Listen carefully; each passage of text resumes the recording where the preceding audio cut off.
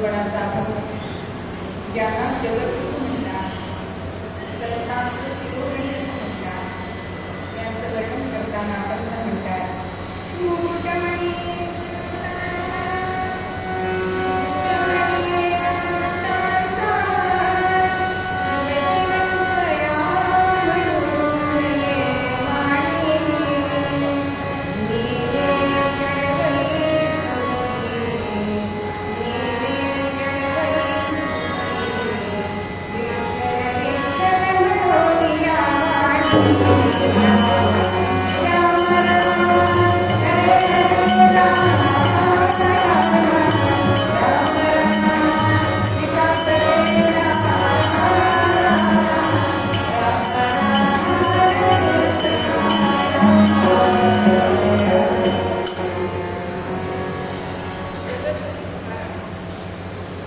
यांना संतांचा मुकुट अहो याची वाणी तुझे पण आपल्या वाणीने विठ्ठल विठ्ठल म्हणून हा जड देह त्याने वैकुंठाचा नेला.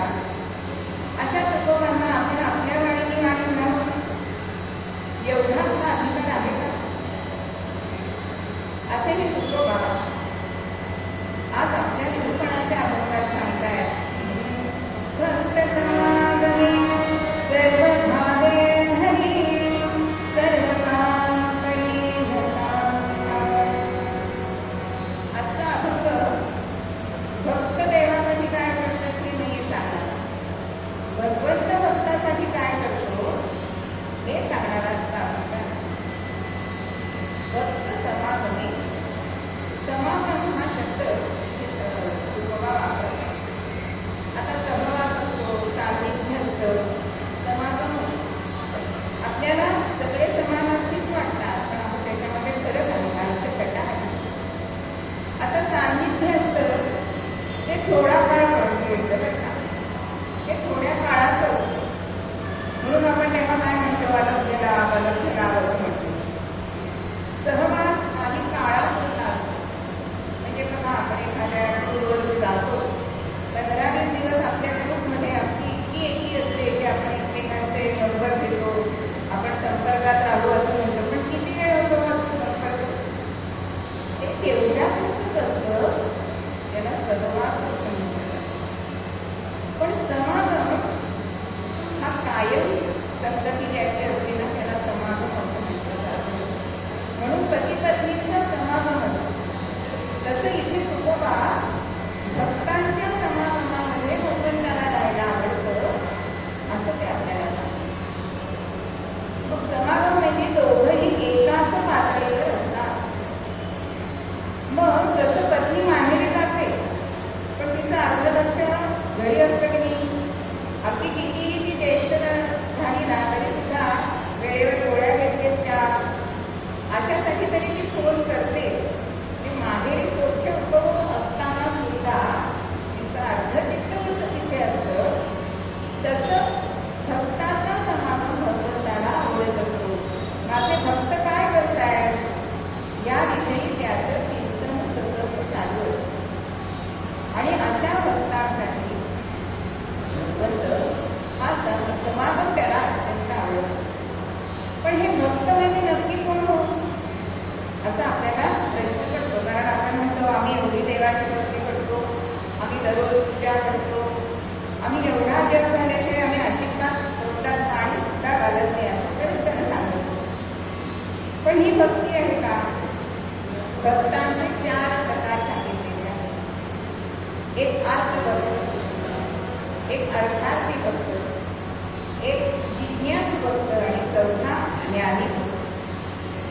अर्थभक्त म्हणजे तुमच्या आमच्यासाठी की संकटवर्ष की आपल्याला वगैरे आठवतो. आपण भगवंताला भक्ती कोठे आठवतच नाही, आपण भीती कोठेच आठवतो की आता आमच्यावर संकट आलंय, आता आम्ही काय करू. म्हणून भगवंताच्या देवळाचे उंबरे आपण भिजवत असतो, उपास करतो, नमस्कार करतो. हे झाले 8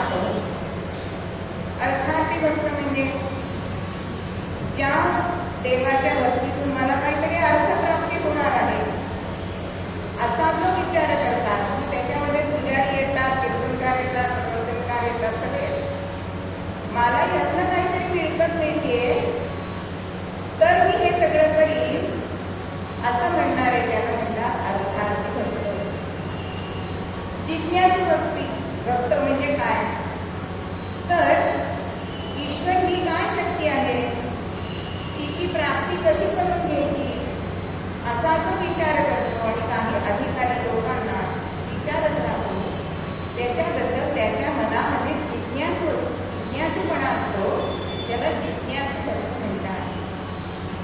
आणि शेवटचा आणि महत्वाचा तो ज्ञानी भक्त, म्हणजे भगवंताला पूर्णपणे आपलं सर्वस्व तन मन धन देणं, त्याला ज्ञानी भक्त असं म्हणतात.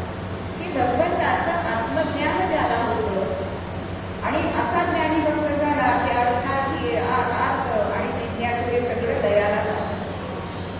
मग भगवंतानी सुद्धा गीतेमध्ये सांगून ठेवलंय ना की मला कुठला भक्त आवडतो? अद्वैष्टा सर्वभूतानां मैत्र करुणेव च निर्ममो निरहंकार सुखदुःखसंक्षमी सन्तुष्टः सततं योगी यथात्मा ब्रह्मनिश्चयः मय्यर्पितमनो बुद्धिः यो मद्भक्तः स मे प्रियः. भगवान् अद्वैष्टा, जो कोणाचाही द्वेष करत नाही,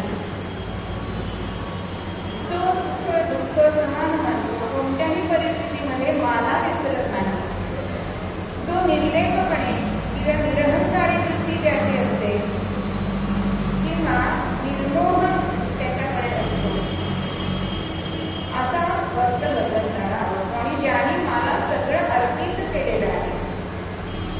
किती व निर्मोहीपणा असावा? आपण घरामध्ये इतक्या वस्तू होईल कधीतरी अशा आपण ठेवून देतो आणि प्रत्येक गोष्टीत आपला जीव अडकलेला असतो, कारण त्याच्या मागे आपल्या आठवणी असतात. हल्लीच्या मुलांना त्याच्याबद्दल काही नसतं, कारण हल्ली हे वस्तू वाटतं की हे ऑनलाईन मागव अशी परिस्थिती आहे. पण आपण ज्या सगळ्या वस्तू घेतलेल्या आहेत त्या काही जमा करून घेतलेल्या असतात, ते कोणीतरी आपल्या आत्याने तरी दिलेल्या असतात किंवा अशी त्याच्यामागे प्रत्येकामागे आठवण असते आणि म्हणून आपला जीव त्याच्यामध्ये अडकत असतो. पण ह्या भक्ताचा मात्र त्याच्यामध्ये अजिबात मोह नसतो. ब्रह्मचैतन्याच्या जीवनातला प्रसंग की ज्यावेळी आपल्या आईला गीता माईला ते काशी यात्रेला घेऊन निघालेले असतात. आणि आता पूर्वीच्या काळी अशी सवय होती की निघताना सांगायचं की शेजाऱ्या बाजारातल्या जरा आम्ही जाऊन होते, घराकडे लक्ष ठेवा. हल्ली सांगायची सोय कधी घर पडून सांगता येत नाही. पण पूर्वीच्या काळी आपण शेजाऱ्या बाजारांना सांगून जायचं की जरा आमच्या घराकडे बघा. तसं गीता माहिती सांगितलंय. पण महाराजांच्या मनात येतंय की आता ती काशी यात्रेला जाते आणि संसारात का बरे तुझं लक्ष अडकून राहत आहे. मग महाराजांनी काय करावं? ब्राह्मणाला बोलवलंय, उदक सोडलंय आणि गावकऱ्याला सांगितलंय ज्याला जी वस्तू हवी असते ती घेऊन जा. एवढं आपल्याला करता येणार नाही. आणि अहो खरोखरच 15 मिनिटात घर धुतल्यासारखं स्वच्छ झालं की तुमचा जीव अडकल्यालाच नको देशात. पण असे निर्मोहीपणा सर्वसामान्यांना नाही येणार. पण कुठेतरी आपल्याला मोहाला ही मर्यादा आपण आपली घालून घेतली पाहिजे. कोणाचा द्वेष न करणं,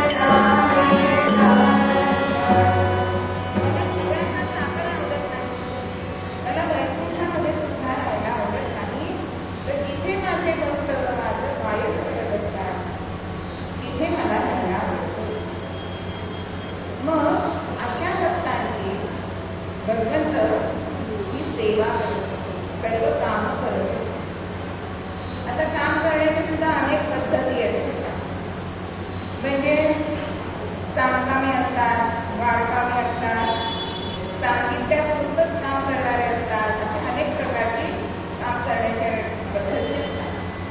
आता वाडकाम म्हणजे काय? ज्या वेळेला त्यांच्यामध्ये मारुतीराया सीताशोधासाठी गेलाय. आता काम काय दिलेलं होतं? सीताशोध करायचं. आता सीताशोध झाल्यानंतर मारुतीने आपल्या मनाने की रावणाची शक्ती काय आहे हे बघण्यासाठी लंका दहन केलंय. हे वाडकाम झालंय, म्हणजे सांगितल्यापेक्षा जास्त काम करणं. पण आज आम्ही कामच करायला नको असतं, वाढून काम तर नाहीच नाही. आधी काम सांगितलं ना की चेहऱ्यावरती आठ्या. आधी काम सांगितलं तेव्हा ऐकायलाच येत नाही, त्यांना कानात इयरफोन असतात. आणि सांगितलं अहो 4-5 वर्षाच्या नाती आत्ता तुम्ही सेट झाले. सेट झाले तुम्ही काय? म्हणजे पूर्वी आपल्याकडे पद्धत होती की नाही की मोठी माणसं आल्यानंतर त्यांच्या बाहेर आले तर त्यांच्या हातात पिशवी घेणं, घर आणून त्यांना माप देणं, अशा पद्धती होत्या की नाही आपल्याकडे. पण आज कोणाला काहीही पडलेलं नाही. पण हे त्यांना ते अनुकरणच करतायत, हे सुद्धा तितकंच खरं. म्हणजे काम सांगण्याची पद्धत किंवा करण्याची पद्धत, किंवा हल्ली काम सांगितलं ना की 2 मिनिटं काय नाही, त्यांची समजूतच नाही. अशी पण सांगण्याची पद्धत असते. सांगकामे असतात. सांगकामे म्हणजे कसं आहे? तर एकदा बेगम आणि बादशाहची जोडी आपल्याला माहिती. तर एकदा बेगमनी बादशाहला काय सांगितलं की अहो जसे तुम्ही मुलग्यांना कामं सांगता तसं माझा भाऊ सुद्धा अत्यंत हुशार आहे, तुम्ही त्याला का मी काम सांगतो. तर आता बायकोचा भाऊ बायकोला नाही कसं म्हणायचं. आणि म्हणून तेवढ्यामध्ये मेवणा येतोय आणि त्याला काम सांगतोय. काय सांगितलं की गलका ऐकायला येतोय, तर का झालाय तर बघून ये. आता हा मेवणा गेला आणि गलका झालाय काय तर कोणीतरी एक स्त्री ओरडली. एवढी बातमी म्हणून बादशाला सांगितली. आता बादशाह विचारतो अरे पण ती का ओरडली? हा पुन्हा गेला. आता ती का ओरडली असं सगळं विचारणा करतोय. तर तिथे एका रस्त्यावरती त्या पायवाटेवरती एक सिंहाचा मोठा ठसा होता आणि तो ठसा बघून ती घाबरली आणि ती ओरडली. आता हे सांगायला परत बादशाहकडे अरे पण पुढे झालं काय? तर सिंह तिथेच आहे का काय आहे? म्हणजे सांगितलेलं काम जेवढं सांगितलं तेवढंच करणं, त्याला सांगकामे असं म्हटलं जातं. पण ऐकून सुद्धा न करणारी कामं करणारे सुद्धा असतात. किंवा आपण दाखवायचं काम करतोय पण काम काही करायचं नाही, अशी सुद्धा माणसं आपल्याला दिसतात. पुढे करायचं पण जटून काम करायचं नाही.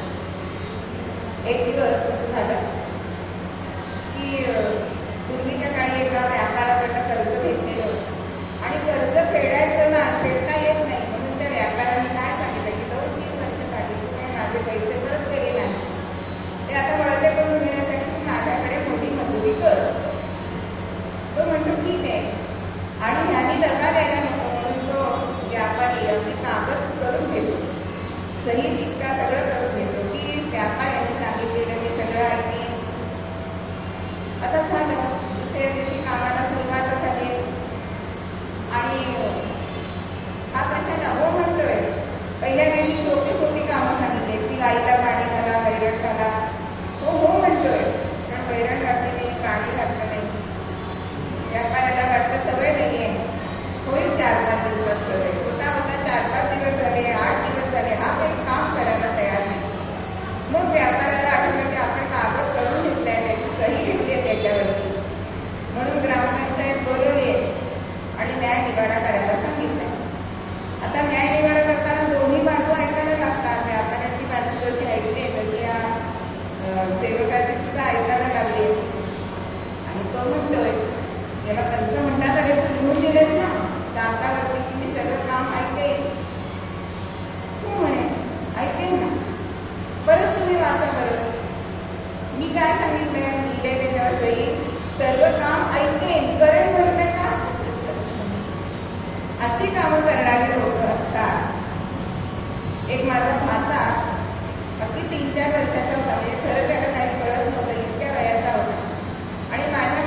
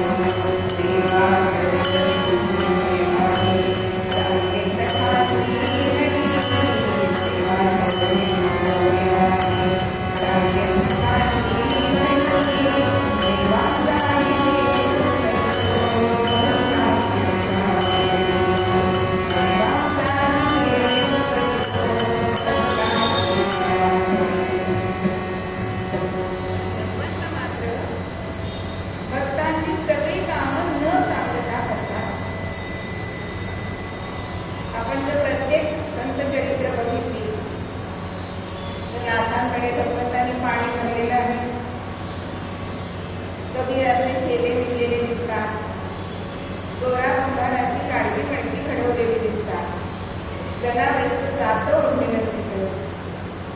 अहो संत चोखा मेळा, वारीचे दिवस आलेले आहेत आणि पत्नीचे दिवस घरत आलेले आहेत. आता वारीला जायचं आहे, पण पतीला सांगते तुम्ही वारीला जा, पण वंशांना तेवढं निरोप द्या की त्या माझ्या सोबतीला येतील. पण वारीमध्ये गेल्यानंतर सगळ्या भेटी झाली आणि चोखोबा आपल्या बहिणीकडे निर्मळेकडे निरोप द्यायचा विसरले.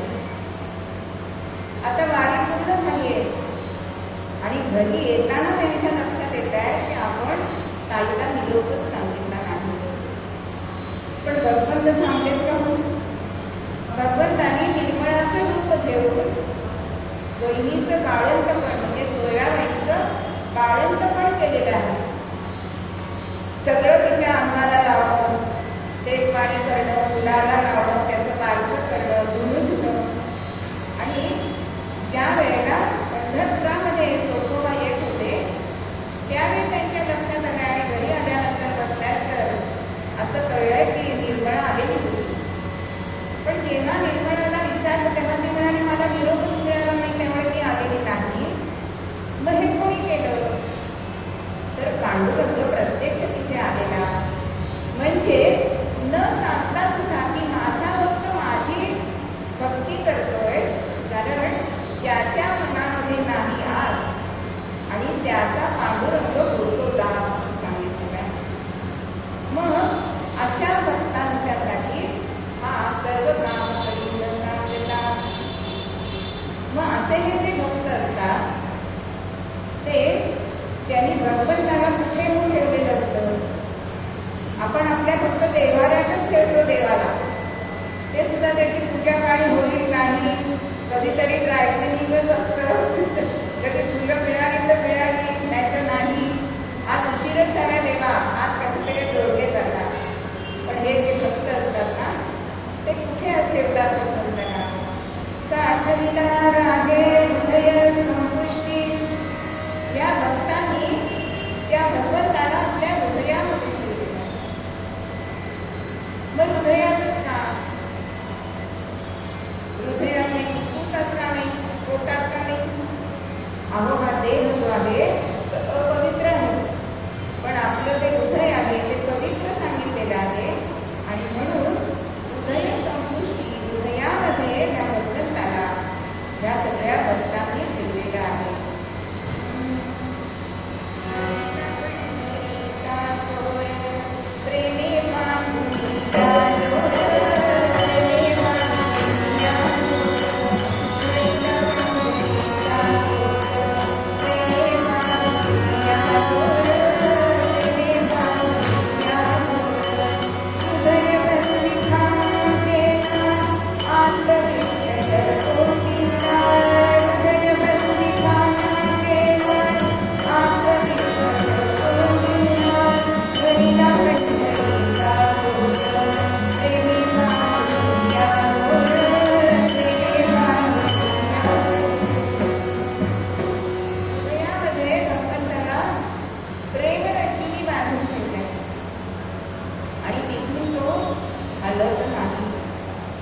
जशी आपण एखादी मौल्यवान वस्तू बँकेमध्ये ठेवतो की नाही, तसं या भक्तांनी या भगवंताला अत्यंत मूल्यवान असणारा असा हा भगवंत आपल्या हृदयामध्ये ठेवलेला आणि हृदयामध्ये ठेवलाय.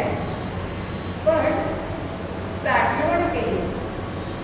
आज साठवण हा शब्दच नामशेष होतोय की काय असं वाटायला लागले ना. पूर्वीच्या काळी आपण वर्षाचं साठवण करत होतो.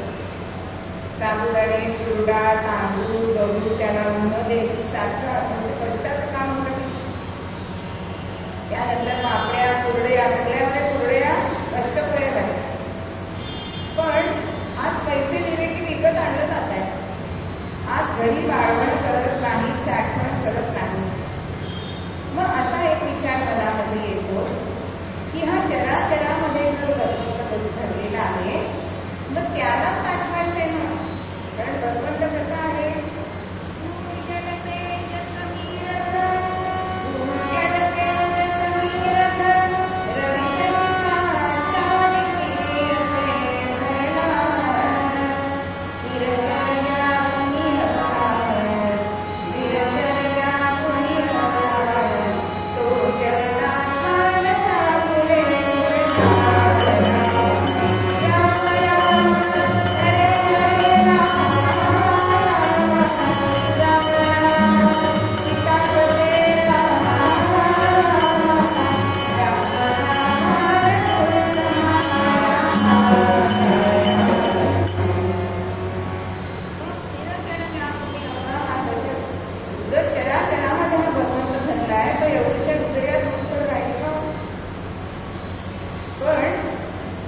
जेव्हा आपण एखादं साठवण करतो त्या वस्तूपेक्षा आपल्याला मोठी काहीतरी सामान लागतं. पूर्वीच्या काळी आपल्याकडे कणगे असत किंवा शेतातलं धान्य आणायचं तर तो व्यापाऱ्याविषयी घेऊन जातो का त्याच्यासाठी पोतीच नेला पाहिजे. पण बाहेर हा कुठे मूर्ती उभा असं तुकोबा म्हणतात. कारण हा जगदात्मा निर्गुण निराकार आहे. त्याचं अस्तित्व चराचरामध्ये भरलेलं आहे.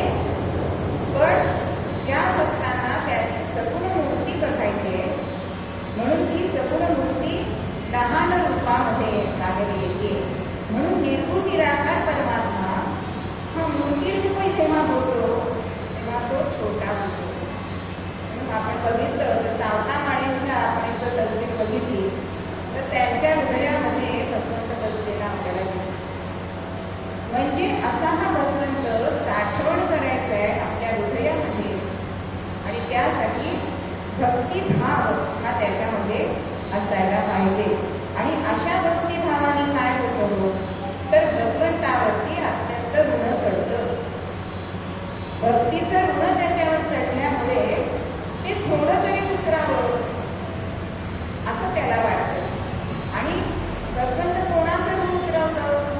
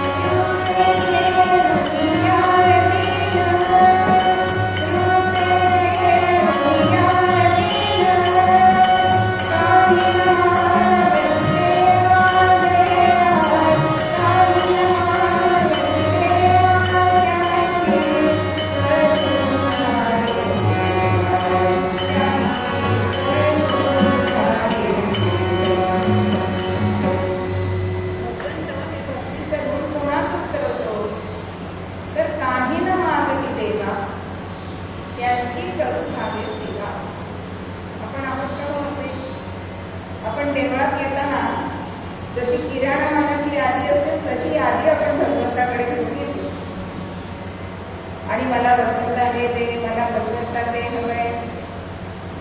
पण अशांचं भगवंत ऐकत नाही. पण ते त्याच्यावर निस्सीम भक्ती करतात, निर्मोहीपणाने भक्ती करतात त्याचं ऋण फेडण्यासाठी. कारण ते आपण सुद्धा बघा डोक्यावरती खांब झाला तसं खांद्यावर घेतो किंवा पाठीने घेतो तसं भगवंताच्या मस्तकावरती ह्या भक्तीचे ऋण या भक्तांच्या होतं. आणि ते डोक्यावरचं निदान खांद्यावर तरी यावं असा विचार करून भगवंत हे ऋण फेडण्यासाठी अनेक रूप घेतो. मग अमृतराज एका अभंगामध्ये म्हणतात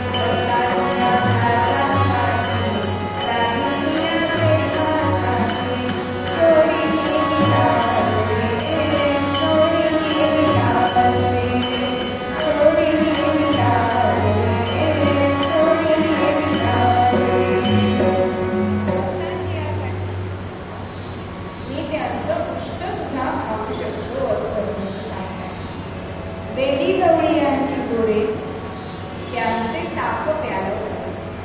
अहो भगवंत नंदाचे पुत्र होते, 9 लक्ष गायी त्यांच्याकडे होत्या. लोणी, दूध, तूप, दही कशाला कमी होती. पण एक दिवस असं झालं की पेंड्या नावाचा तो त्याचा मित्र, आणि कधी नव्हतं त्याच्या आईने त्याला शिळ ताप दिलाय, आणि ते त्याने पोटामध्ये घेतलंय. आणि कृष्णाची आठवण झाली की आज आपण कृष्णाला न देता आपल्या तोंडामध्ये ताप केलो, आणि तो चूल तसा शिकलेलाय. आता कृष्णाला शोधत गोकुळ भर फिरतोय, आणि कोरड्याकडे श्रीकृष्ण दिसताय. आता पुढे मी सांगतोय की आप, कारण तोंडात चूळ असल्यामुळे बोलता येत नाहीये. आणि कृष्णाने आ केलाय, आपल्या तोंडातला जो ताकाचा चूळ होता तो पेंड्याने भगवंताच्या मुखामध्ये त्याची पिचकारी टाकली, आणि कृष्णाने सुद्धा ते आनंदाने ग्रहण केले. तर सगळ्यांना वाटलं उष्ट काय दिलं, पण भगवंत काय सांगतोय, अहो प्रत्येकाने मला ताप दिलं असेल, गोळी दिलं असेल, पण आजच्या ताकाचा जो चंबू होता ना तो कोणी नाही दिलेला. म्हणजे जो भावभक्तीने जे आपण करतो ते भगवंताला जास्त आवडतं, आणि अशांच्यासाठी त्यांची सर्व कामं ही भगवंत करत असते. आणि अशा भक्तांचा समागम हा भगवंताला अत्यंत प्रिय असतो. किती प्रिय असतो, आपल्या पत्नीपेक्षा सुद्धा प्रिय असतो. कित्येक उदाहरणांमध्ये आपल्याला असं दिसतं की भगवंत एकटाच जात असतो. ज्याची त्याला आवड असते तिकडे त्याचं मन धावत असतं. प्रत्येक ठिकाणी लक्ष्मी येते का हो भगवंताबरोबर. आज सुद्धा आपल्याला बघायला मिळतं जगामध्ये, कारण नवरा बायकोच्या पत्रिका बघितल्या असल्या ना तरी आवडीनिवडी भिन्नच असतात. आता नवऱ्याला जर कीर्तनाला जायचं असेल तर बायकोलाच तिथे मला जायचं. आज सुद्धा इथे किती जोड्या आलेले आहेत परत, असं नसतं, क्वचित असतं. आपल्या आवडीची गोष्ट करायला आपलं मन जसं धावत असतं तसं भगवंताचं मन लक्ष्मीला बाजूला घेऊन धावत असतं. कोणासाठी, तर आपल्या भक्तांसाठी. कारण अशा भक्तांची संगती मिळणं हे पुरापासून झालंय अनुवाद.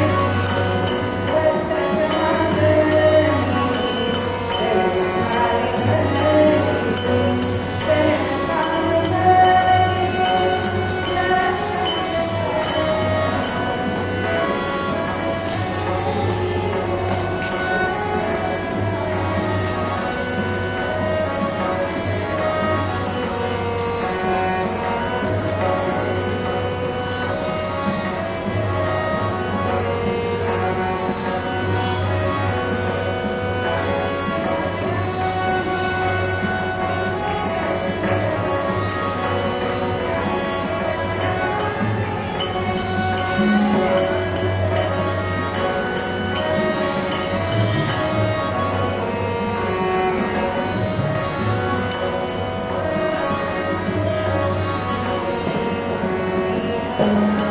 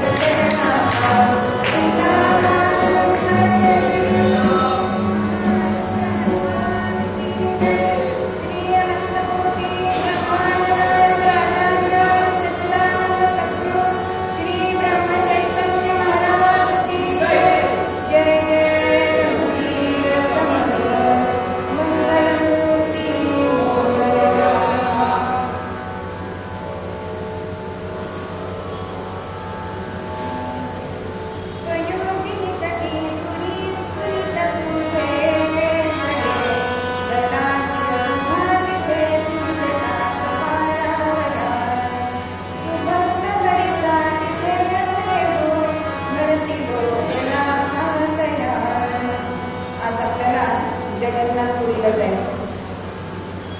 जगन्नाथपुरीमध्ये भगवंताचा अत्यंत लाडका भक्त राहत होता आणि त्याचं नाव होतं नाथा कोल्हाटी. अहो हा नाथा कोल्हाटी जरी हीन कुळामध्ये जन्माला आला असता जन्म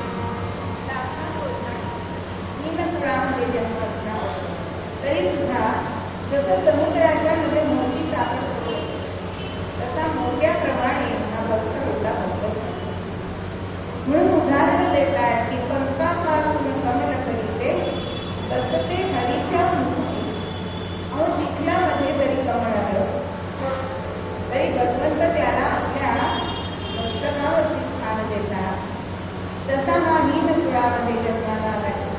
कोल्हाटी म्हणजे टोंबार याचा खेळ करणारा. आणि हा लाखा कोल्हाटी हा जगन्नाथाच्या पुढे त्याचा नित्य नेम होता.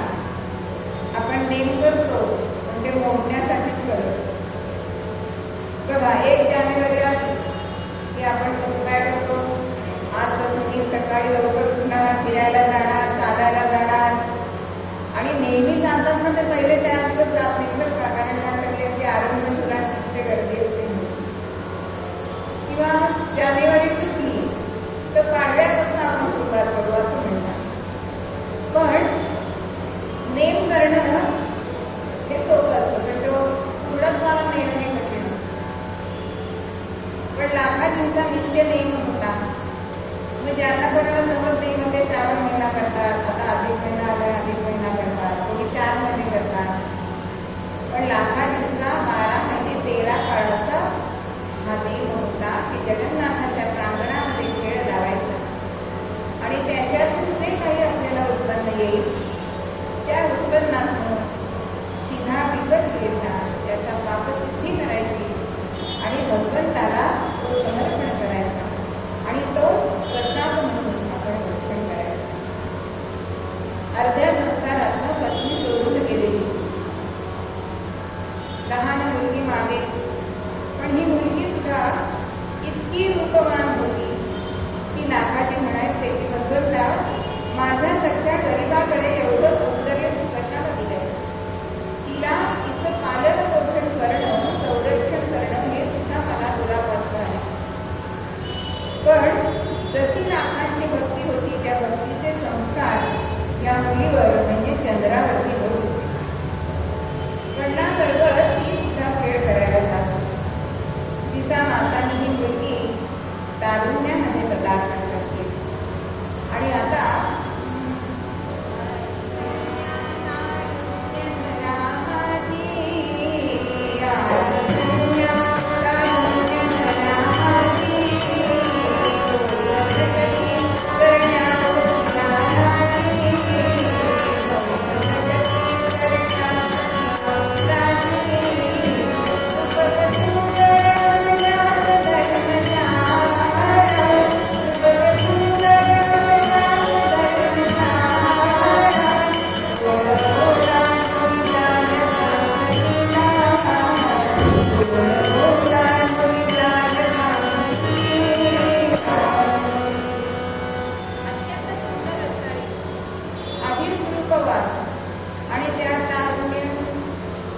त्यामुळे ती अतिशय आकर्षक दिसत असते. ती दोरीवर उभी करायला, राखेळ करायला उभी राहिली ती प्रांगणामध्ये जगन्नाथाच्या अत्यंत गर्दी व्हायला लागली. अहो खूपच सौंदर्य बघायला आपण सोडणार म्हणून नासकडे उदाहरण देत आहे की धर्मशाळा जर सुसज्ज असेल तर प्रत्येक माणूस तो तिथे कसा राहतो तसं प्रत्येक जण ह्या चंद्राचा खेळ बघायला म्हणून दररोज सकाळी प्रांगणामध्ये गर्दी व्हायची. तक्तामध्ये या थाळ्यामध्ये अनेक पैसे जमा होत होते. आणि एक दिवस या गर्दीमध्ये त्या नगरीचा राजपुत्र आहे. त्या राजपुत्राने या चंद्राकडे बघितलंय आणि तिच्यावर मोहित झालाय. आता तिच्याशी कसं आपण संवाद साधू शकतो असा विचार करतोय. रोज खेळ बघायला यायला लागलाय. तिची दिनचर्या काय असते याचा शोध लावलाय. आणि मग त्याला असं कळलं की संध्याकाळच्या वेळी ती सागर किनाऱ्यावरती जाते. जसं तिला रूप भगवंताने दिलं होतं तसा तिचा आवाज सुद्धा अत्यंत सुंदर होता. मग संध्याकाळच्या वेळी समुद्र किनाऱ्यावर जाऊन भगवंताची भजनं म्हणावी आणि आपली संध्याकाळ छानपणे व्यतीत करावी. आता हा राजपुत्र तिथे जातोय, तिच्या मागे पुढे जातोय, तिच्याशी संवाद साधायचा प्रयत्न करतोय. पण ती काही दात काढू देत नाहीये. आणि शेवटी मनाचा धीर ठरवून तो राजपुत्र म्हणतोय, अगं तुझं हे सौंदर्य आहे ना ते खरं म्हणजे राजवाड्यामध्ये फिरून दिसणार आहे. जसं वसंतामध्ये जाई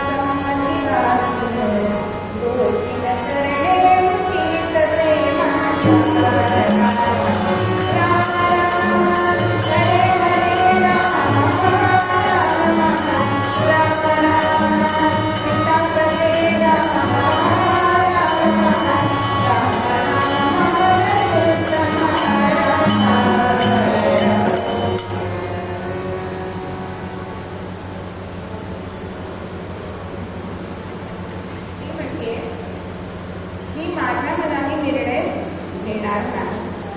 मी माझ्या वडिलांच्या आज्ञेबाहेर जाणार नाही. त्यामुळे तू काही माझ्याशी प्रेमाच्या गोष्टी करू नकोस. पण हा काही थांबत नाहीये. तो म्हणतोय, अगं कण्वाची जी शकुंतला होती तिला सुद्धा दुष्यंतांनी वरलं तेव्हा ते कण्व होते का तिथे? अनेक उदाहरणं देतोय. घरी येऊन ही वडिलांना सांगते तेव्हा ते म्हणतायत, अगं आपल्या कोल्हाट्यामध्ये आधी विवाहच करत आहे. विवाह केला तर कोल्हाट्याशी करावा. आणि उदाहरण देत आहे की अगं ढग काळे असतात म्हणून त्याला तीच कधी सोडून जाते का? अंगामध्ये जहर असतं म्हणून चपलता कधी नागाला सोडून जाते का? तसं आपण आपल्या जातीबाहेरचा विवाह करायचा नाही. आता ह्याने अंतरून धरलंय. आता राजा म्हणतोय, काय झालंय? अहो प्रेमरोग झालाय, त्याला पण आवश्यक काय? म्हणून कळलंय की या कोल्हाट्याच्या मुलीच्या ह्या प्रेमात पडलाय. म्हणून कोल्हाट्याला राजा निरोप पाठवतोय की तुम्ही इथे येऊन खेळ करा. तेव्हा तो सांगतोय की माझा खेळ फक्त जगन्नाथाच्या पुढेच लागतो, मी इतर ठिकाणी कुठेही येत नाही, असा निरोप दिलाय. पण बघा, आपण मगाशी बघितलं त्याप्रमाणे वारंवार हा राजपुत्र तिच्या मनावर बिंबवतोय की तुझं सौंदर्य इतकं आहे, तू माझी होती, तुला सुद्धा कठीण. आणि शेवटी वय तारुण्याचं होतं. आणि एक दिवस मात्र असं झालं, मी रात्री येतो आणि तू तयार झाला, मी रथ घेऊन येतोय.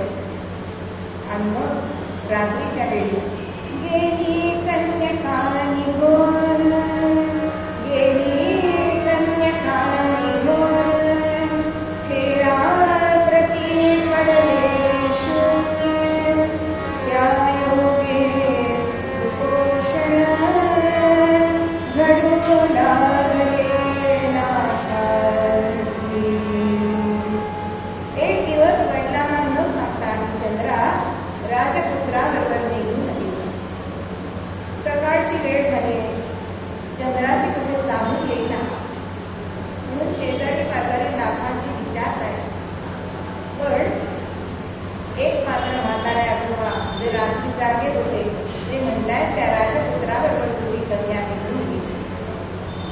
पण आपण पूर्वरंगात ज्याप्रमाणे बघितलं की हा भक्त असतो, तो सुप्तप्रज्ञ असतो. भगवंताची इच्छा म्हणून नित्याच्या कर्माला लागले. वेळेवर आपण प्रांगणामध्ये खेळ लावायचा आहे म्हणून नाथाने गेले. आज खेळ लावलाय, पण आज खेळ करायला चंद्रानं गर्दी नित्यासाठी सांगितली. पण हळूहळू या गर्दीला ओढी लागले होते. आणि त्यामुळे अर्थातच मिळकत होईना. आणि मिळकत नाही म्हणून चिन्हा विकत घेता येत नव्हता. चिन्हा नाही म्हणून भगवंताला नैवेद्य नाही, आणि नैवेद्य नाही म्हणून लाखांना उपवास करत होता. आता काय करावं? पण जगदीशाला संतुष्ट कधीही भगवंताला त्यांनी भूषण दिली नाही. आता भगवंताला यांची काळजी. आता काय करावं? आणि भगवंताने काय ती काळजी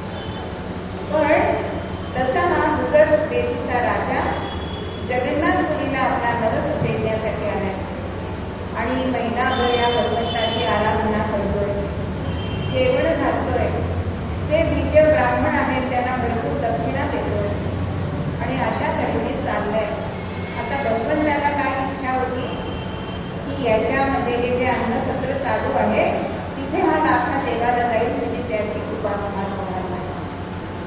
पण लाखाची काही तिथे देवाला जाईना, म्हणून भगवंतांनी राजाला दृष्टांत दिलाय की तुला माझ्या एका भक्ताला जर तू देवाला घातलं तर तुला लक्ष भोजनाचं पुण्य मिळेल, पण या भक्ताला तुला पालखीतनं मिरवत आणावं लागेल. तो भगवंताला राजा म्हणतो, मग आधीच त्याने सांगितलं एवढा कमी खर्च तरी केला नसता. दुसऱ्या दिवशी या राजाने पालखी घेतली आणि लाखांना शोधायला निघायला लागलं. पण वेशीच्या बाहेर शूद्र जातीचा हा भक्त राजा म्हणतो, मला लक्ष भोजनाचं पुण्य नाही मिळालं तरी चालेल, पण मी ह्याला देवाला मानणार नाही. आता भगवंताचा हा उपाय यशस्वी झाला नाही. आता भगवंत लाखांकडे जात आहे आणि विचारत आहे, तू नाही देवाला जातेस? तेव्हा भगवंताला ते उत्तर देत आहे,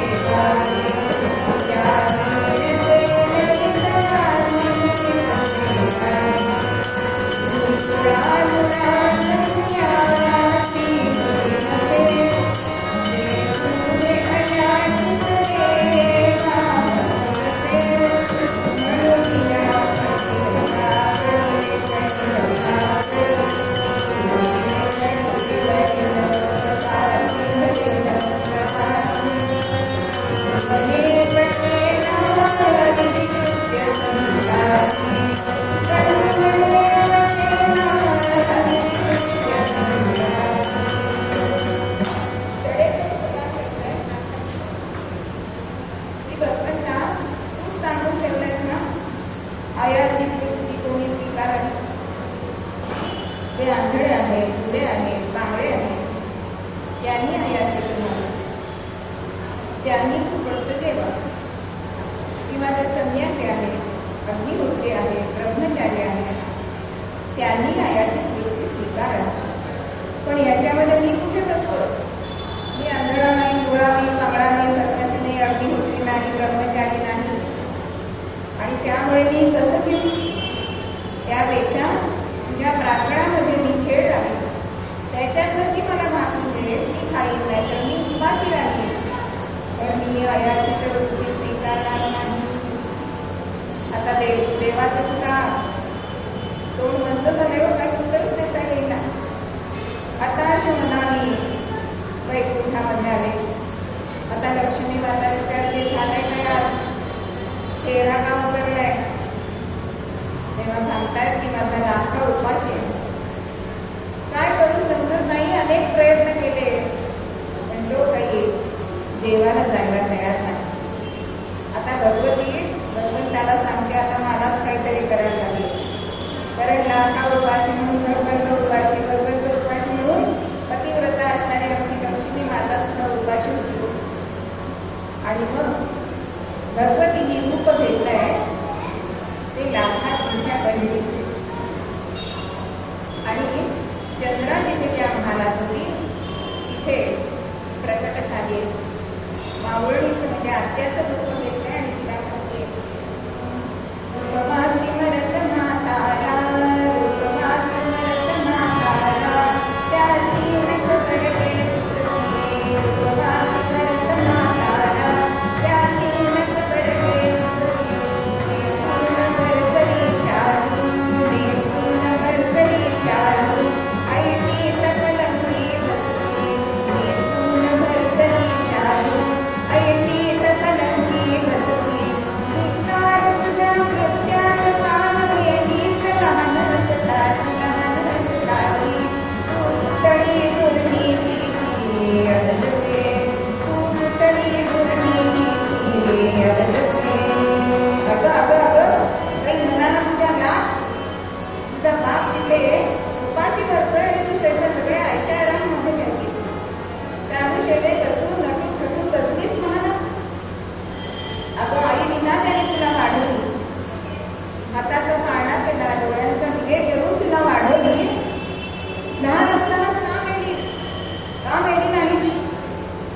अशी आत्या जोरात ओरडते आणि मग चंद्रा म्हणते, अगं आत्या तुला असं वाटतं का?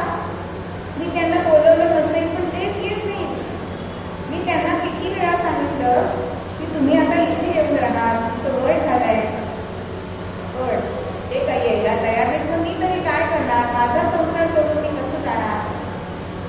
पण आत्याच्या बोलण्याचा परिणाम झालाय.